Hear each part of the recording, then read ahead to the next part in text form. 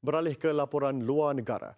2 bulan menjelang pilihan raya Indonesia, kempen kedua pasangan calon presiden dan wakil presiden semakin hangat memfokuskan wilayah dengan suara undi terbesar iaitu Jawa Barat. Biarpun dilarang menggunakan isu perkauman dan agama, kubu kedua-dua pasangan calon tidak dapat lari daripada sentimen itu. Apatah lagi komposisi pengundi di wilayah terbabit secara majoritinya beragama Islam. Masih relevankah isu berkenaan digunakan bagi meraih sokongan pengundi dari kelompok itu? Nadia Mohsin yang berkunjung ke Jakarta baru-baru ini ada laporannya. Sejak 2 tahun terakhir ini, nilai toleransi kaum dan agama Republik di bawah pentadbiran Presiden Joko Widodo terus diuji. Umum mengetahui bahawa Indonesia merupakan sebuah negara yang luas dengan populasi penduduk yang sangat padat dan dianggarkan terdapat kira-kira 700 suku kaum di negara ini. Sudah tentunya mereka ini mempunyai pendapat dan pendirian yang berbeza-beza dan perbezaan ini ditambah pula dengan suhu politik yang semakin panas pada menjelang pilihan raya pada April nanti, sudah tentunya akan dengan mudah menjentik emosi mana-mana pihak, terutamanya berkaitan dengan isu-isu yang sensitif. Jokowi dan penentangnya Prabowo Subianto dilihat memburu sokongan di 3 wilayah di Pulau Jawa, iaitu Jawa Barat, Jawa Tengah dan Jawa Timur, di mana populasinya ialah majoriti Islam. Hal ini dibuktikan melalui jelajah kempen yang semakin diperhebat sejak beberapa hari ini. Sokongan ke atas Jokowi dilihat lebih kuat di Jawa Tengah dan Timur, sementara Jawa Barat cenderung memilih Prabowo. Isu SARA itu di sini semuanya berusaha menahan diri secara umum. Meskipun tidak bisa lepas sama sekali karena ya ini mayoritas Islam gitu. Jadi isu agama masih tetap penting atau agama masih tetap menjadi faktor yang sangat penting dalam pengambilan keputusan.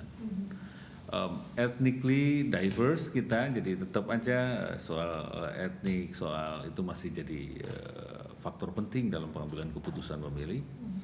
Tetapi tidak terlalu open lagi di publik dibanding 2014. Usaha untuk mengconvince pemilih yang misalnya menuduh Pak Jokowi dan Kiai Ma'ruf anti Islam atau kurang ramah dengan pemuka agama atau ulama apa sudah sebut masih tetap ada, dan tuduhan bahwa Pak Jokowi terkait dengan Partai Komunis misalnya atau keturunan partai masih ada beredar di masyarakat.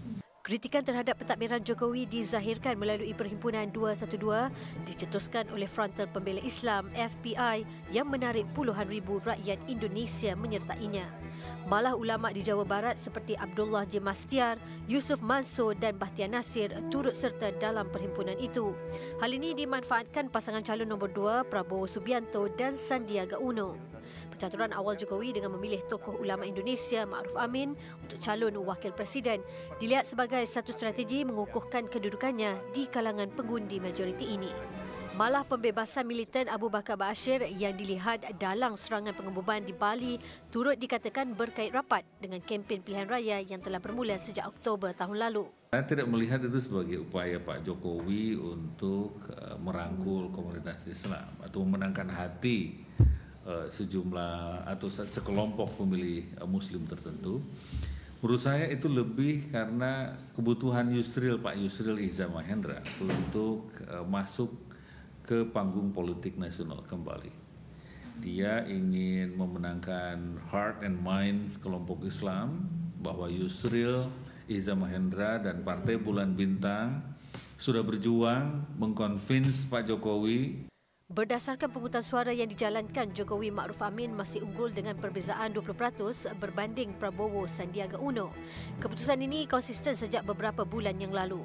Penghutang suara turut menunjukkan isu ekonomi dan keselamatan akan menjadi perkara utama dipertimbangkan oleh pengundi.